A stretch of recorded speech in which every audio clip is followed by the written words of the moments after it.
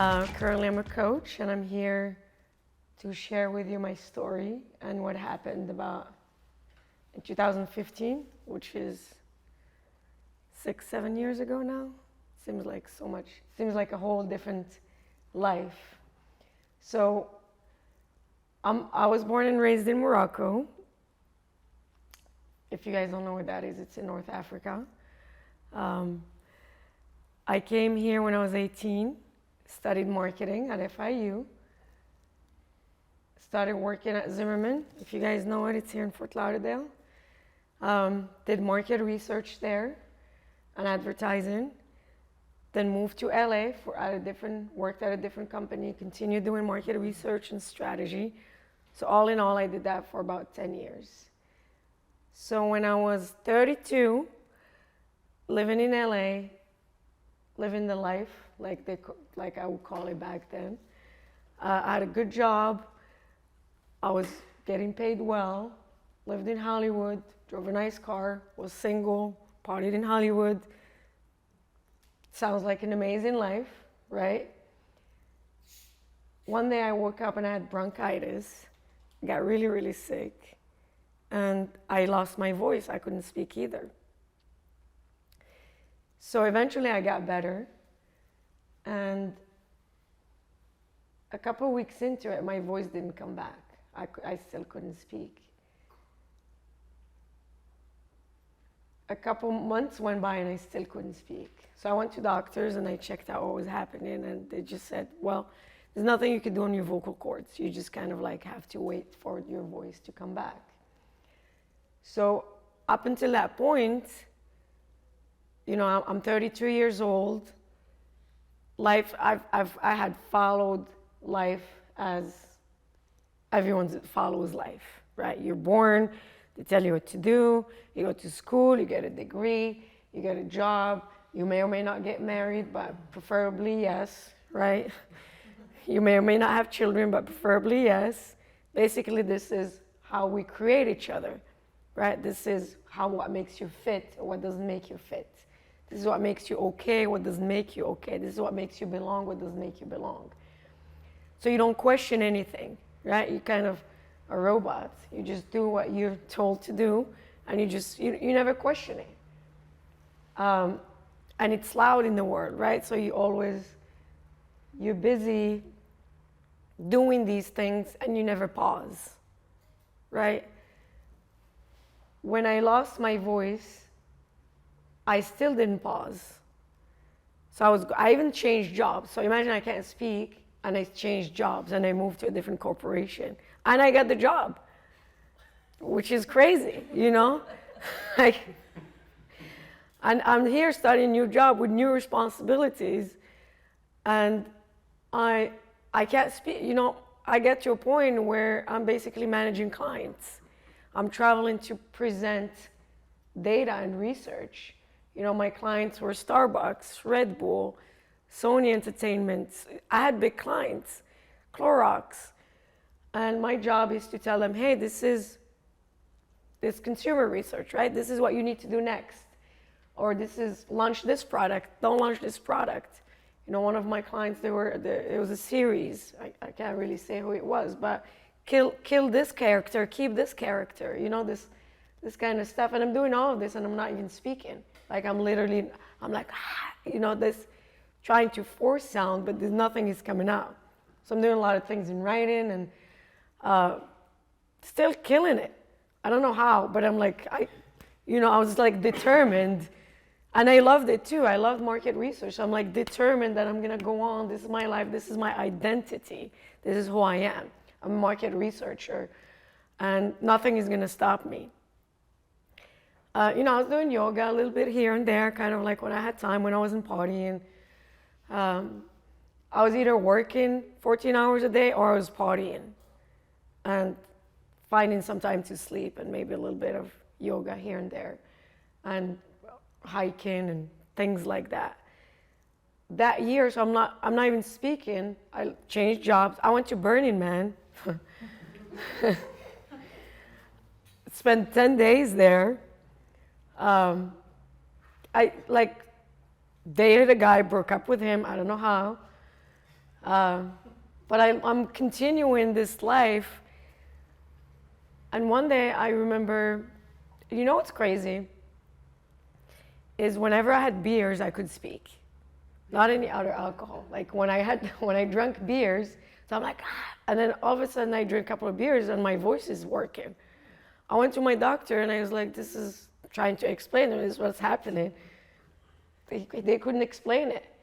I'm like, well, obviously it's not sustainable. So, well, I need to find a solution. What am I gonna do?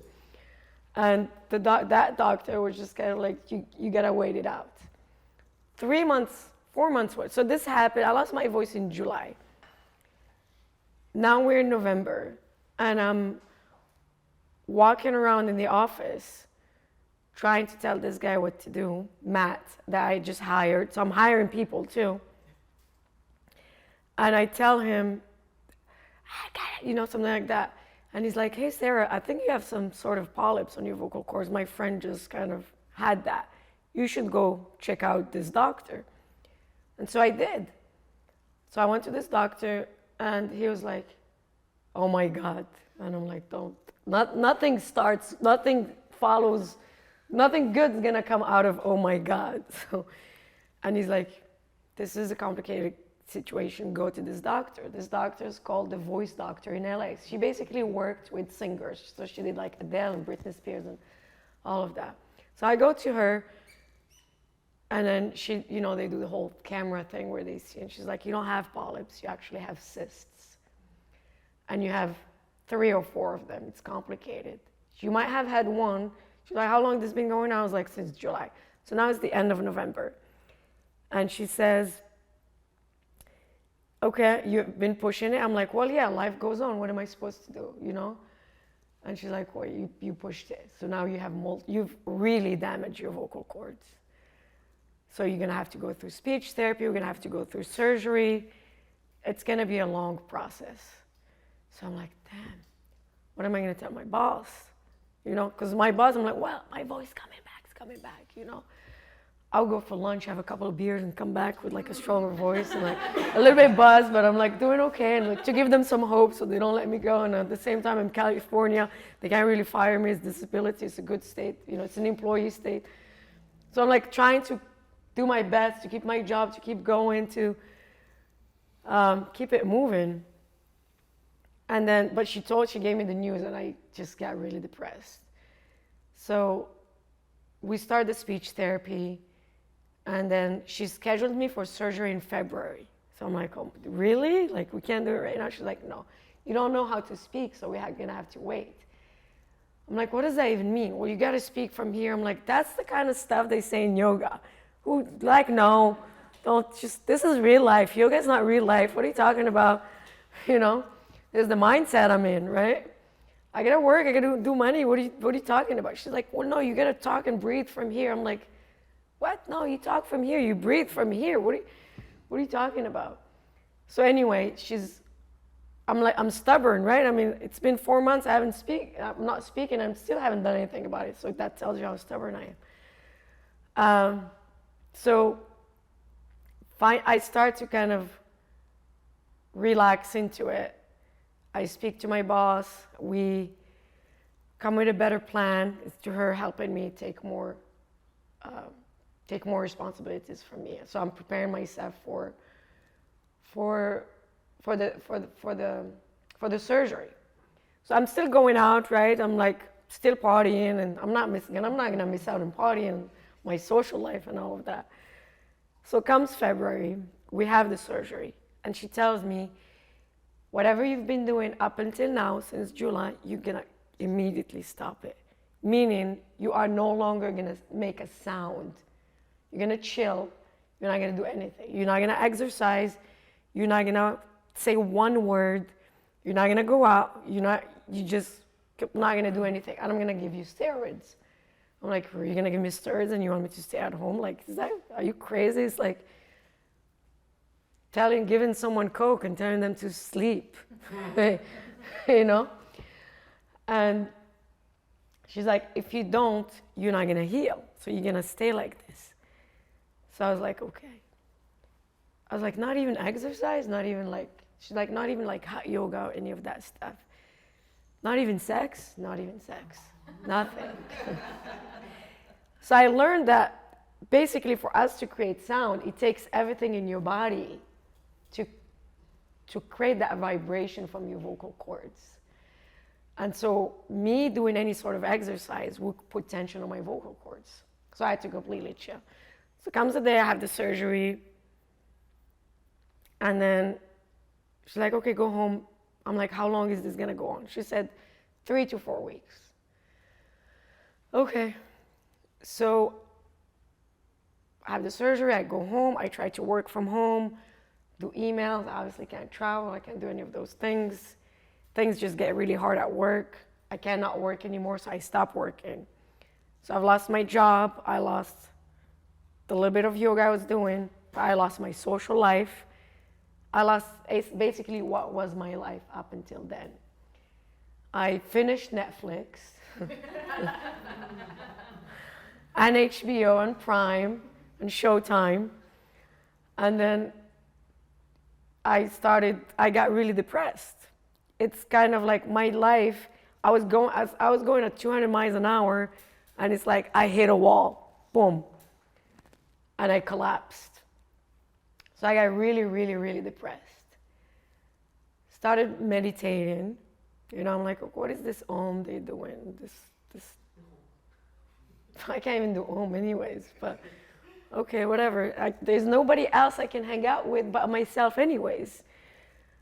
And that was the worst person I could hang out with. So, but I'm like, that I had no choice. So for the first time, I'm like, who is me? What's going on? Why is this happening?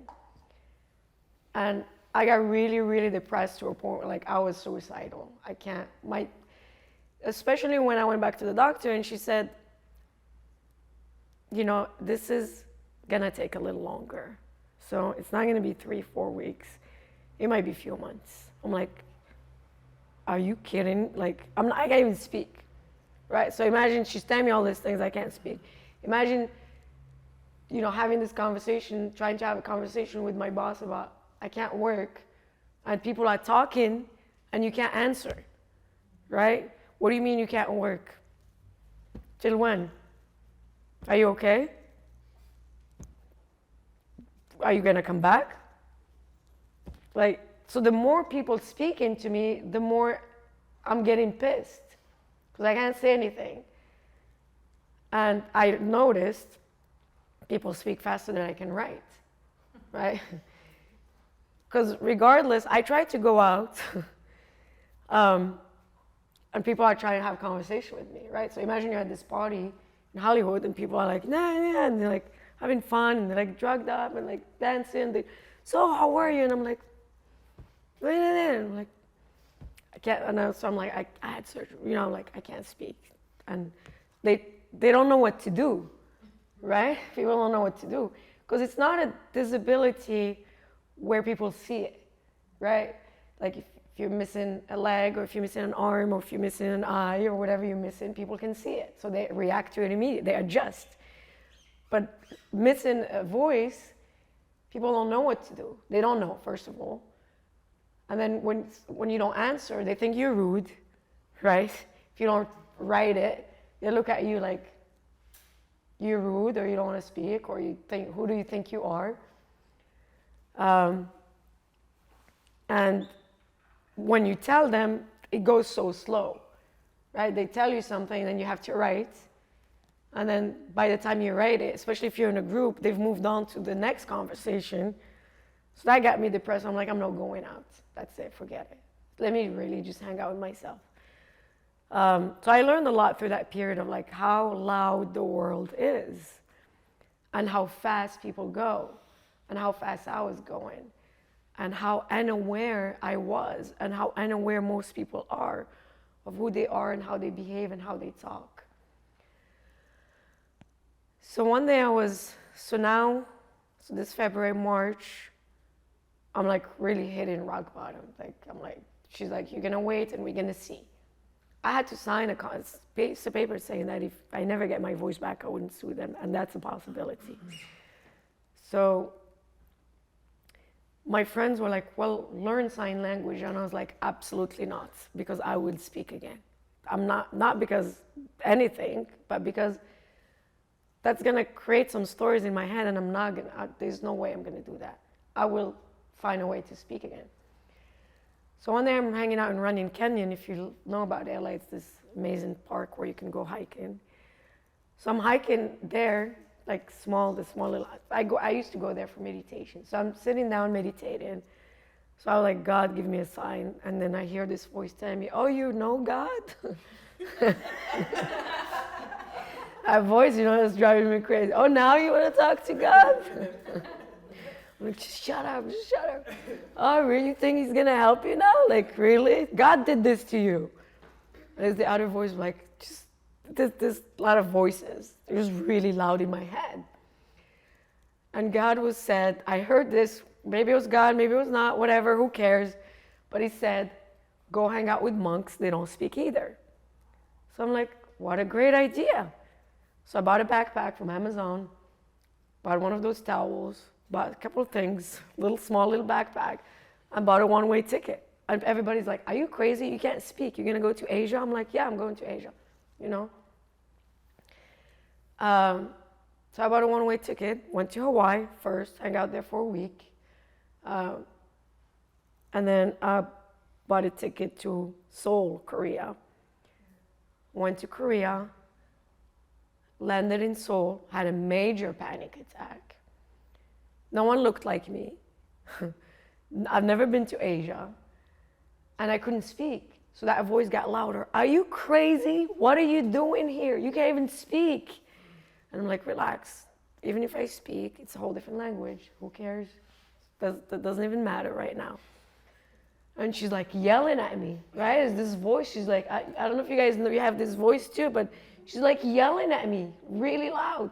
The more she's yelling at me, the more my heart is like pounding. So I had to go to the bathroom, which Korean bathrooms, I don't know, give me more of a panic attack. I'm like, whoa, how did this shit work in here, So I'm just sitting there and I'm like, breathe. That's what I had learned. So I'm like, just breathe. What they told you, breathe from here.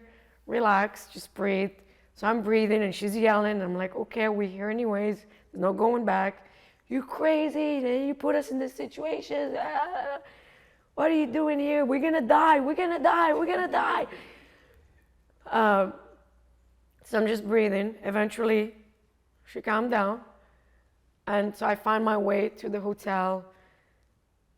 And I don't know if you guys had panic attacks. But panic attacks exhaust you completely. Like they drain you. So I slept for 16 hours. The jet lag, the panic attack, I just passed out.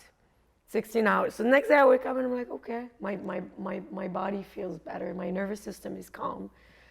So I go to this temple. I check out, I go to this temple and I sign in and I'm like, I just tell them, I write on a piece of paper, can I stay here? And they're like, yeah, come on in. They take me to my room, give me this Buddhist clothes and give me a broom. They're like, from now on, your job is to clean the temple and do dishes. So I'm like, okay. And then my room, like literally sleeping on the floor. So she comes back. Just a few weeks ago, we were making a shit ton of money. You had a huge loft in LA. You were living in Hollywood. You're driving an Audi. You're doing amazing. Now you bring me here. We're going to sleep on the floor. You're going to clean the floor. You're going to do dishes. What is wrong with you? Are you out of your mind? Why can't we just hang out there, even if we don't speak? What's wrong with you? She's like, yelling at me. So I'm like, we're already here. And she's like yelling, so I have not a panic attack. So this one of the ladies sees me, and she like grabs me, and she's like, they know I don't speak. So she tries and like calms me down, and we breathe and doing all of that. So I'm like, okay, we're just gonna try it. So I'm telling her, we're just gonna try it, we're just gonna try it. Remember, we were depressed in LA. Remember that? It sucked, remember? Trying to convince her, right? And she's like, okay, let's try it. I don't trust you, but let's try it. So later on, I learned she had no reason to trust me. I had this relationship with myself. So I started doing that. So every morning I wake up, I clean the temple, I ring the gong. This whole monks, they all show up. They're like, they all come in. We meditate in this room upstairs. There's like everyone faces the wall. No one's facing anyone. We do it for like at least an hour. Until then, I did like 10 minutes, 15 minutes. And, I'm facing this wall with these guys and we're just meditating. She's yelling at me like, your legs are numb. We're going to die. Now we're going to lose legs. That's it. Using the voice wasn't good enough. Okay, let's lose some legs. Okay. Why are you looking at the wall? What's wrong with you? What are you doing here? Your family is in Morocco. Your life is in America. Why are you in Korea? So then she's just like, loud. I did it. I still continue. And we had to fast, right? So all day long we're fasting. We don't eat till 7 p.m. So the more you don't digest, right? Your mind is not busy digesting, the louder the voices get. Oh, now we're starving. You have low blood sugar. You're going to pass out. Keep on cleaning the temple. Okay, you see what happens. Now you're going to die. We are going to die. It was terrible. And so I can't even go to these monks, tell them what's going on really with me because I can't speak either. And none of them spoke English except this one lady. If she wasn't there, I was doomed. I couldn't even write anything to her. So the isolation was really, really hard.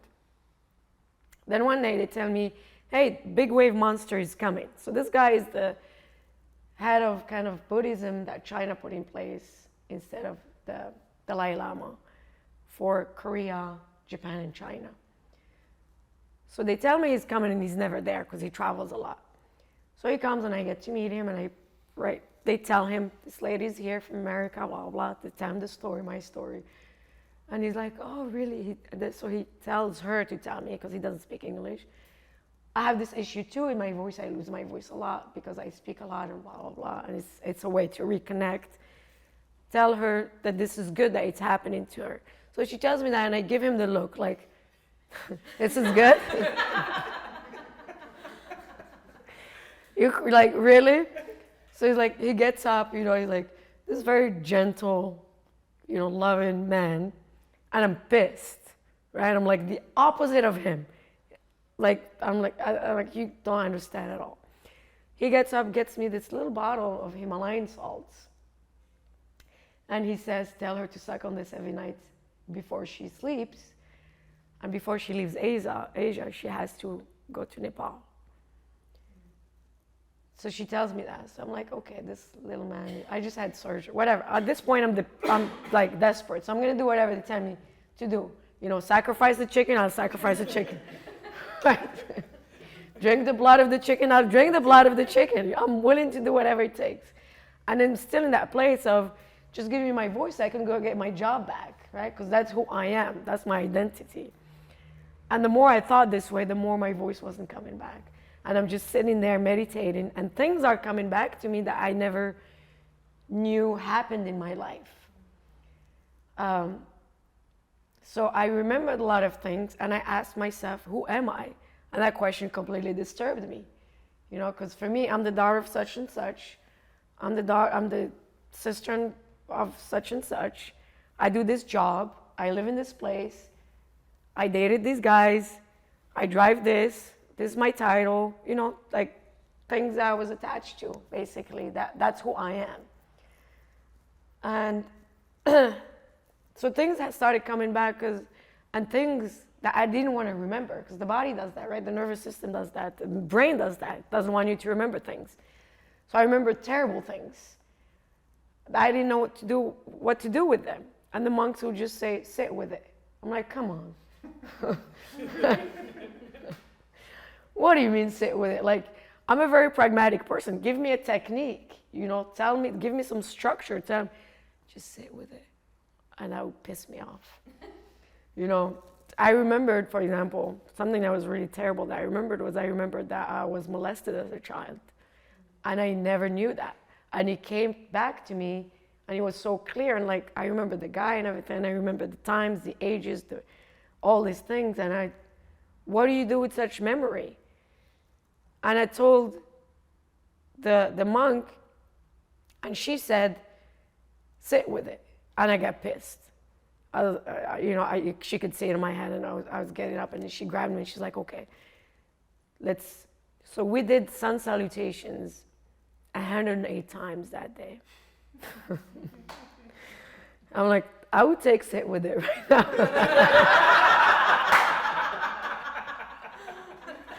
I was exhausted.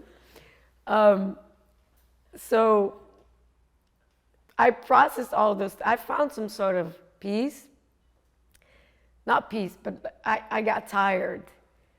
And then I left that temple and went to the Philippines.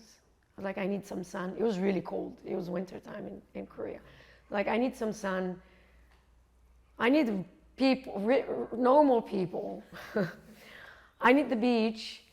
I just need to like move this energy a little bit. So I went to the Philippines.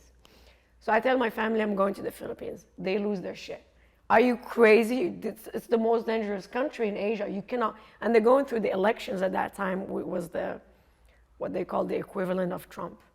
So they're going through elections. It's a very dangerous country. I'm like, I don't care. I'm called to go to the Philippines. I'm going to go to the Philippines.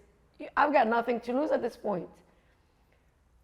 And so I go there, start doing island hopping. So I'm going to these different islands. I'm hanging out in hammocks, living island life, loving it. I'm not speaking yet. I'm just chilling.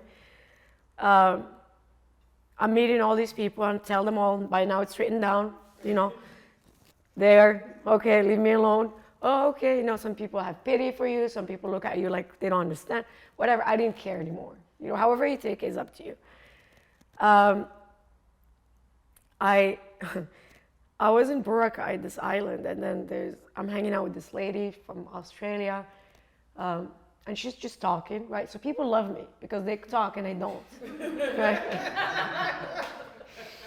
People just meet me and they tell me all these things, and they know I can't. First of all, I can't respond. Second of all, I can't repeat it to anyone, right? So she's talking to me about her fiance. She's saying all this thing, who I've met too at the hostel. So she's saying all this, he's Indian, she's Australian, she's like talking, she's drinking. And this guy behind her, like literally comes and like, now they start talking and he's like, you give me $50, I get rid of him. I'm like, WTF, what am I witnessing a murder right now? Like, what is happening? So they start talking and I leave. I'm like, I don't have anything to do with this. And I literally left that hostel and went to Palawan and went to different places. I meet this guy from Amsterdam, and so he starts showing me all his vaccines and I'm like, I just left. I didn't get vaccinated against anything, right? And he's yelling at me, are you crazy? You gotta go get some vaccines. You're gonna die in the jungle of the Philippines, because we're like camping in the jungle. And he's like, you're completely crazy. You're in the middle of the jungle. You don't have any of this. The Europeans. They're like, there's a list of vaccines. This is against malaria. This is against that. This is against, like some names I've never heard before. And I'm like, I'm from Africa. I'll be fine. He's like, no, you won't. So I buy a ticket to Malaysia. He freaks me out. And I'm like, okay, let me go to Malaysia, get some vaccines. So I leave, go to Malaysia, get vaccines, hang out there. And I bought travel insurance. Some voice told me buy travel insurance. So I hang out at this temple as well. And then I hear God tell me, go to Cambodia. So I'm like, okay. And I hang out there for a little bit. I go to Phnom Penh, I land the airport. I have a panic attack. Because, Korea is a civilized country, right? Cambodia is not. Let's just put it that way. I have literally a panic attack. You get to the airport and you have to have pictures on you so that they approve you right away for a visa or they send you back. It's that kind of place. And it was very chaotic. Let me put it that way. They let me in. I get to the hotel. Guess who I see first? The Indian guy who I thought was gonna die. So I meet him there and I just give him a hug and he doesn't understand. And in my head, I'm like, oh my God, you're alive, thank God. And he's like, what's going on? I'm like, nothing.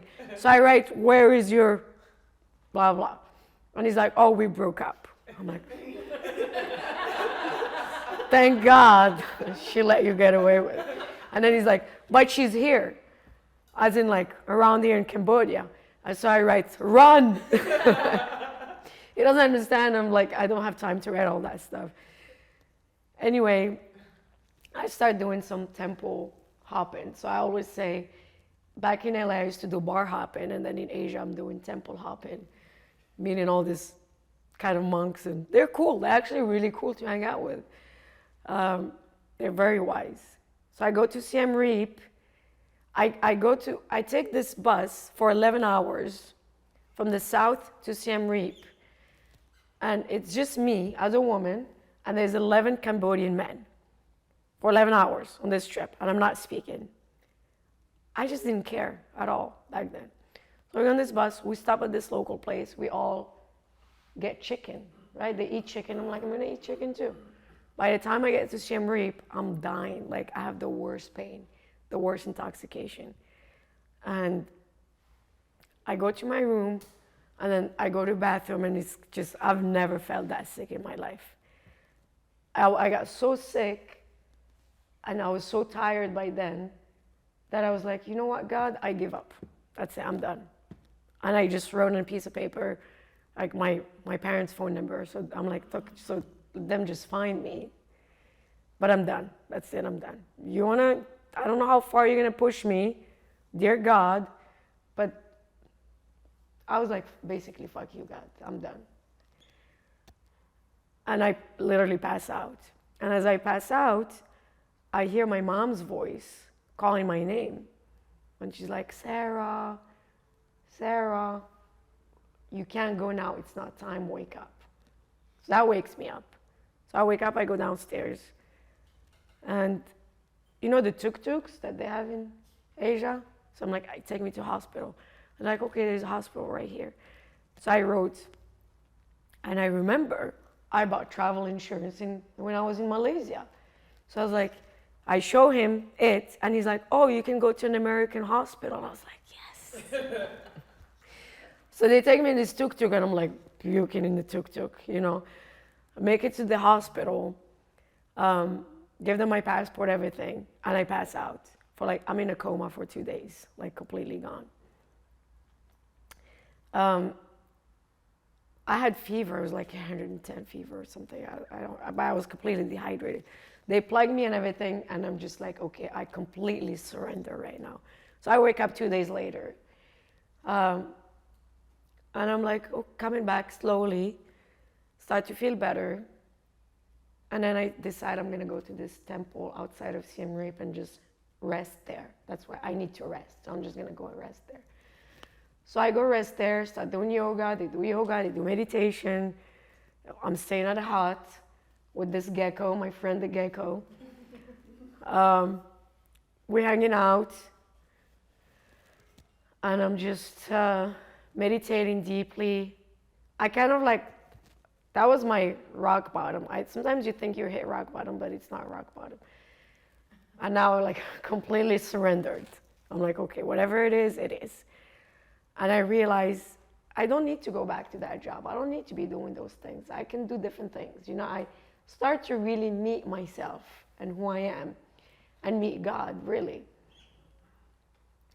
And one day I wake up and like God tells me, so now me and God, we're friends. We have conversations and stuff. And he's actually pretty cool. So God is like, I've got your back. You're going to be fine. You know, just trust me. I'm like, okay, I'm going to trust you. And one day I wake up and God's like, say hello. And I say hello, and I could make a little bit of sound. And I'm like, who's here? You know, like, so is that me? I could make sound right now. It's crazy. And so I tell my doctor, right, because I text her. I'm like, I made sound. She's like, you can only speak 5 minutes a day. And I'm like, take it easy, okay? So I'm like, okay, 5 minutes a day. So now I'm like meeting people. I'm like sizing them. Are you worth my 5 minutes? That's how I have to use it, you know? See how you're going to speak to me to see if I can give you those 5 minutes, because I realize how precious words are. And I'm okay with that. And I come to the realization that we are what we speak. We are that. If it takes everything in my body to create sound, I am that sound. So I was asking myself, who am I? Obviously, I'm not any of those things. I am the sound I create. That's how I communicate with the world. I create through my thoughts. I create my world. So what I say is what's going to happen. That's the power of God. I am that. So then everything opens. I have this amazing, enlightening experience. And I start getting all these downloads. And I just start writing and writing and writing. And I realize how important it is to pause before you say anything. Anything you say, you are what you say. So I really measure my words. If I say, I'm stupid, then I am stupid. That's how I'm going to show up in the world. If I say, I am amazing, that's how I'm going to show up in the world. Everything is words. And the more I'm realizing this, the more I'm speaking, the more it's easier for me to speak.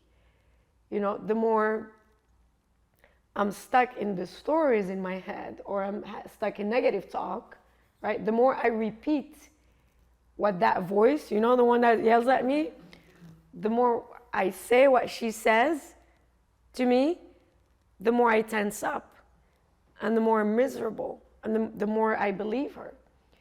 The more I'm in tune with God, the more what I'm saying is creating my world.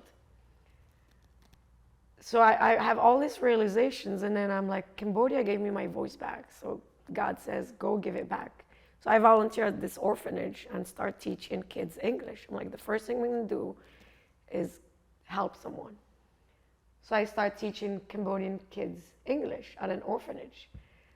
And then one day it rains really hard, and that school almost collapses. So I decide I'm going to start a GoFundMe thing and raise money so we can rebuild the school.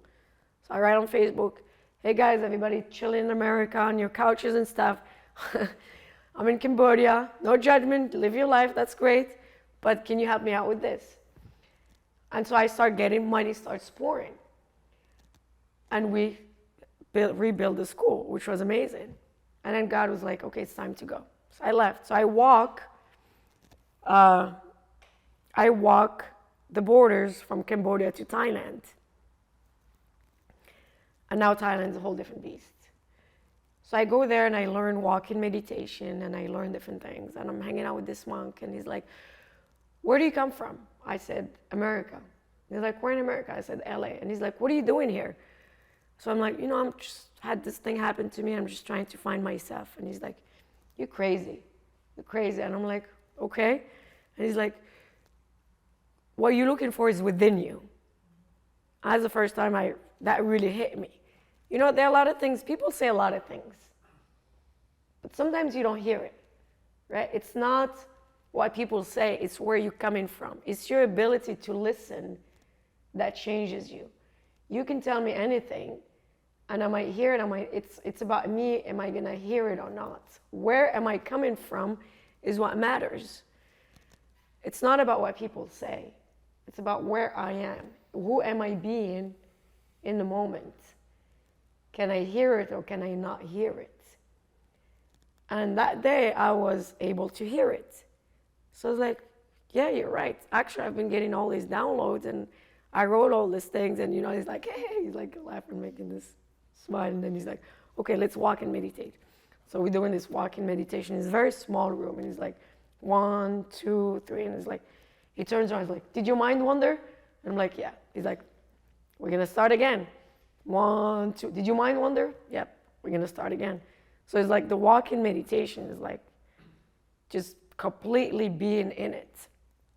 I'm not gonna take you out of this room until there's no point of you walking in nature until you understand what I'm showing you here. And once you go that deep within, you're gonna get it. And I was like, okay. So we did that, and I got it. I really got what he was saying. And he's like, you don't need to stay here anymore. So I was like, okay. So from there I went to Vietnam. My best friend came from LA actually and met me there. We hung out a little bit. We had rented motorcycles. We did the north of Vietnam all the way to the south on motorcycles. It was really cool. Had some really amazing food. Then went to, where did I go after that? I went to Indonesia. Hung out in some islands. Went to Bali. I understood Hinduism there. So I was like trying to understand all these different wisdoms from different people. And then in Bali, I met this guy from Belgium. So we started hooking up or dating, whatever you call it. And then he's like, well, let's go to Madagascar. And from there, we can make our way to Morocco. Right? I'm like, do you know how big Africa is? Africa is not a country. Let me repeat, Africa is not a country. I was like, no, it would be cool. And then all the way to Belgium. I'm like, Belgium is in a whole different continent. Okay? And, but he was starting to convince me, and I was like, okay, well, let me have a little bit of fun. I think I'm in a good place now. I've figured things out. I've worked. It's been months, right? It's been like 5 months now. And then we were about to go. And then the night before, so we decided we were going to go to Malaysia and from there go. And the night before, I was nudged, like I remembered what Big Wave Master said, which was, no matter what you do, you have to go to Nepal. And so I told him, I can't do that. I have to go to Nepal, and you can't come with me. For whatever reason, you just can't come with me. And he's like, okay. So I bought a ticket and I went to Nepal. So I land in Kathmandu, and I haven't had a panic attack, but I felt it coming. Because I spent a long time in Cambodia. Cambodia gave me my voice back. But landing in Kathmandu now, and it was right after the earthquake, I came out of the airport and I literally froze, I've been to a lot of places in my life. I grew up in Morocco. I never was so taken back by such a place. I mean, I've never seen such an organized chaos. It's just like, like motor, like Vietnam was a lot of motors, but they're still organized. This was like, holy crap, what is happening here? I really had to stand there for 10 minutes, and I met this Korean girl on the plane, and she said, we're gonna share a cab. So she had to like nudge me, like, hey, you okay? Let's get the cab. I was like, yeah. And why it was so shocking, because in that, it was peaceful. I have no words to describe it. Like there's something you have to experience, because it's just, I've never experienced anything like it. So when I get in the cab, we go to the hotel. Her and I are gonna share a room. Then we decide we gotta go to the ATM, get some cash out. Take my cards, go to the ATM. I get back to the hotel. I have my cash, and I lost everything, like my cards and everything. I don't know what happened. I lost them. So I decide that, okay, well, I lost everything. And then I called my mom and talking to her, and my mom wasn't in a very good place. She broke her wrist. She couldn't use it anymore. She wasn't feeling good. She was a little down. Blah, blah, blah. So I was like, okay, you know what? After this, I'm going to go to Morocco. But I'm going to go to the Himalayan mountains. So I get on a plane. I go to Pokhara. I go to this temple in the mountains. I take this book with me, The Surrender Experiment. So I sit there with these amazing, amazing teachers from India and some from Nepal. And we start doing more feminine type of energy, type of yoga. So like moon salutations, candle gazing, eye gazing with the stranger. Very uncomfortable. I try to look at the candle, but okay. Hiking in the mountains, like some very gentle energy. And I told him, I was like, this is what's going on with my mom. And so we do this kind of like sequence for like seniors, you know, like slower movements. So all of the yoga I learned, I really learned it from Asia. When I was here, I was just doing yoga here and there. So he showed me this whole the feminine yoga, you know, the other places like Korea and Bali and all that. I've learned like the sun salutations, the action type of yoga. So this was really cool to balance it out.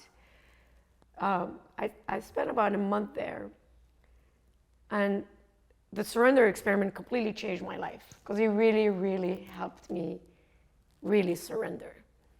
So I'm coming, I remember like I'm done, you know, I sell the guy's buy and everything, and that's it, I'm leaving, I'm gonna fly out of Pokhara back to Kathmandu and then go to Morocco. As I'm coming down, I see a tattoo shop. I'm like, that's really random. And I decide I'm gonna get a tattoo. So I get a tattoo, which is this one. It's in Sanskrit, and it says surrender. At least I hope. So I go to the guy, I'm like, I want you to write surrender in Sanskrit. And he tells me, this is what it is. So I'm like, I'm gonna trust you, okay? Because, you know, I speak Arabic. And I've seen, like, I remember seeing this guy at one of those pool parties back in the day.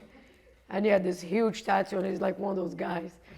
And and I read it, it's in Arabic, and I'm like, oh my God.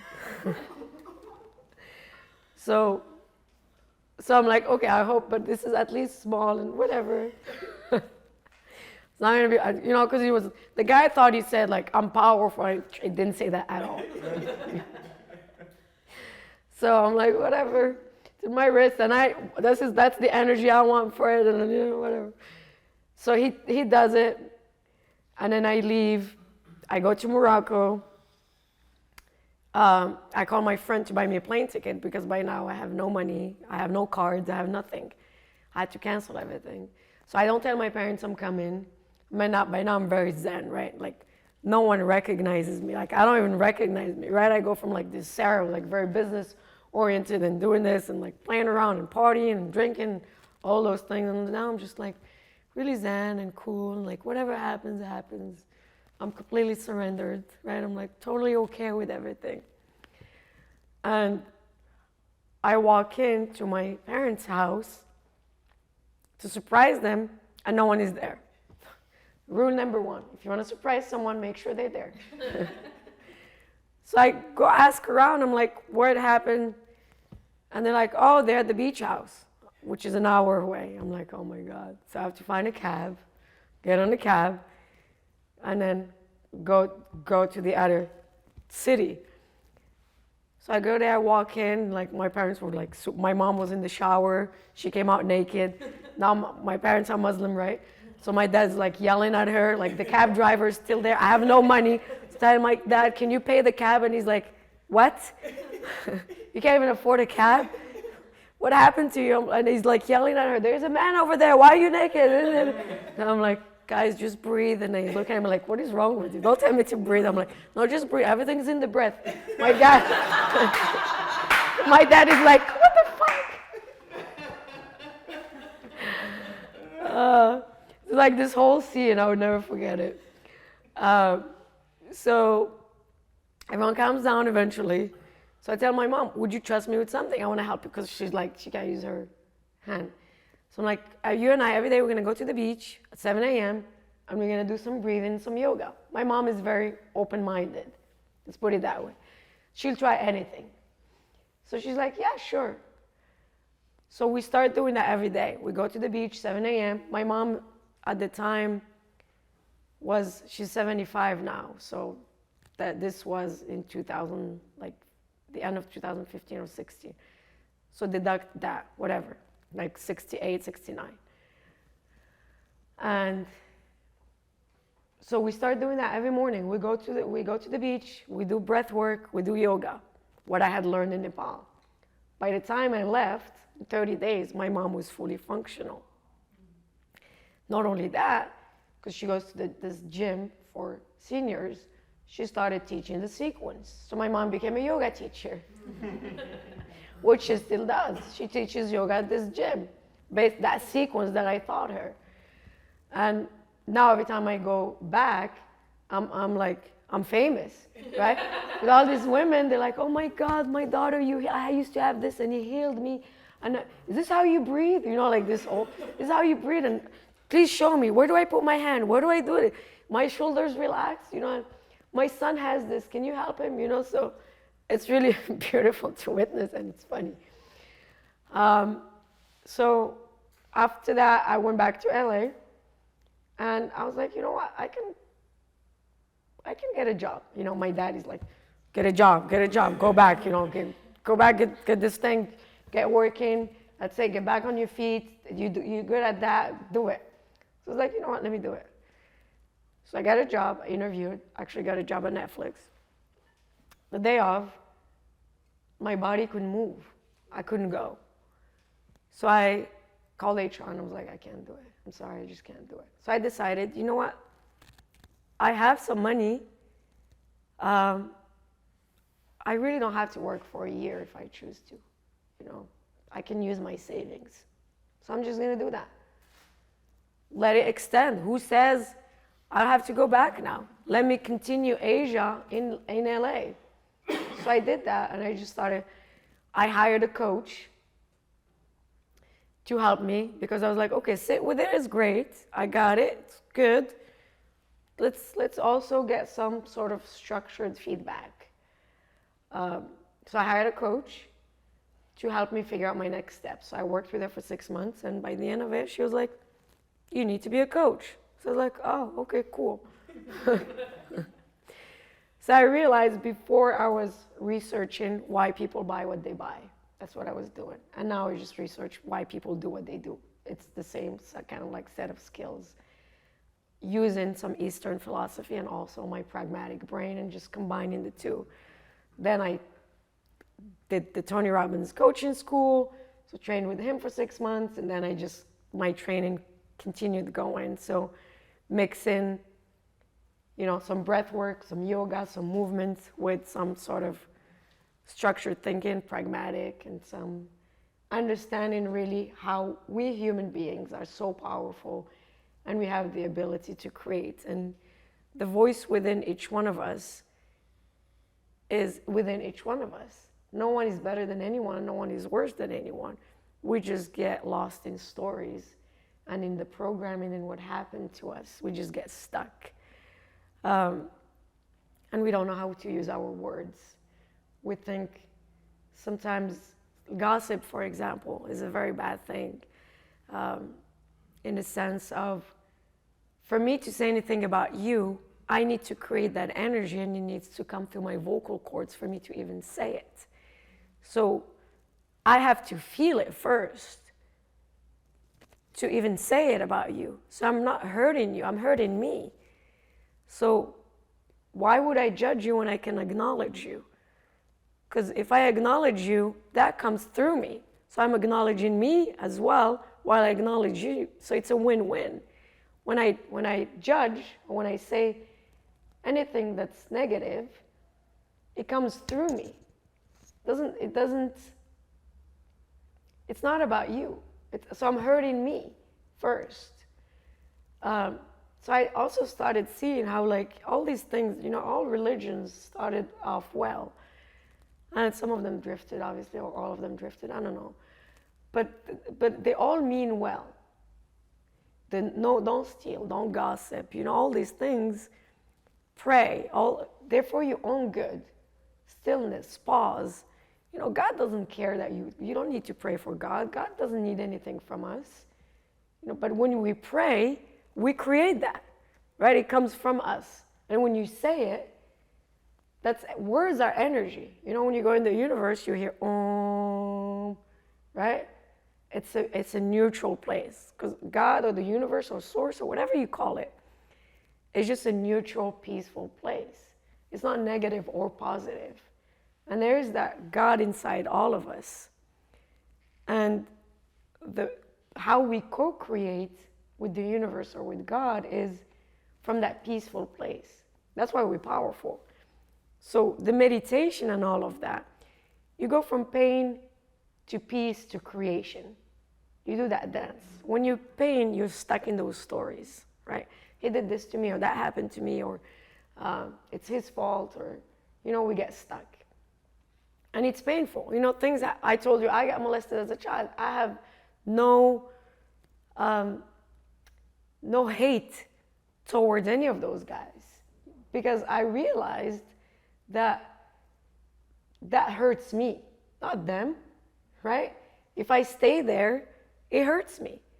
It's not about them. So that's why forgiveness is really important. You hear about forgiveness in all books, right? Spiritual, religious, all about forgiveness. And what we're talking about is forgiving yourself first. Because what I realized, it wasn't even about the guys, it's about, how did I let this happen to me? Even though I was 5, 6, 7, it's still, you blame, right? It's the self-blame. How did I let this happen to me? So when we're talking about forgiveness, it's about self-forgiveness for yourself. Once you forgive, you can move into that place of peace. You see how the monks are just very peaceful. Yeah, they stay in that place. It's not, I don't like this monk told me, if you're supposed to be a guru, you'll know by now. You're not supposed to stay here, right? It's when you're in these mountains and it's this sanctuaries and all of that, it's easier to maintain that level of peace, right? Everyone's doing the same, no one's worried about anything. All you're doing is meditating, right? The real challenge is going out in the world, like that saying, if you want to find out how enlightened you are, go spend a week with your family, right? The real challenge is outside in the world and in relationships. Everything is about relationships. It's about how you treat the person next to you. It's not about, even any religious text, you would read that God is all about thy neighbor, right? Treat the person right. But what I found out is you can't treat the person right if you're treating yourself like shit. That's the first relationship you need to work on, because it's all about where you're coming from. If I'm coming from a place of self-hate and negative talk and self-blame and guilt, I'm just going to project that on you. I can't see the good in you if that's what I see in me. So the first relationship to work on is this one. And from there, I can create that love for you. And then the more I create it for you, the more I feel it. And it just builds up. But you got to first find that peace, right? Your own peace. Now when you're at peace, for me, that peace is what God or the universe is. It's just neutral. It's all neutral. From there, we're human, we're powerful, so we co-create. From that peaceful place, then you create positive things or negative things. It's up to you to create. You can create anything you want with your words, anything, If you say, I'm amazing, I'm amazing, amazing, you are amazing. You're going to believe it. As long as you create it from this place. If you don't create, here's the thing, you always creating, always. You either creating from a place of pain, whatever images are in your subconscious, or you choosing with awareness, intentionally, what to create every day. That's your choice. So you either just kind of letting it be aware enough to choose your words and to speak them from a place of intention. And those are completely two different worlds that you create. And that's up to you. A lot of times we say, I'm getting punished. Or when I lost my voice, I thought I'm getting punished, or I did something wrong, or any of those things. God doesn't punish anyone. God is grace. I'm not trying to preach God. Now I sound like I'm a priest or something like that. But this is my relationship with God or the universe or whatever you call it. Obviously something created us, right? It wasn't me, it wasn't you. It wasn't the cat or the dog. Something created us. So whatever you want to call it, call it. However you feel about what created you is how you feel about it. You create everything, even your relationship with God. If you're choosing that God doesn't exist, or the universe is blaming you, or the universe is not good, or God punishes you, you've decided that. Not God, not the universe, no one else. Or your mom decided that for you and installed it in your subconscious. Or your grandma, or someone behind you, before you. But someone's installed a sort of a program that's driving you right now. And the good news is you can reprogram and create whatever you want.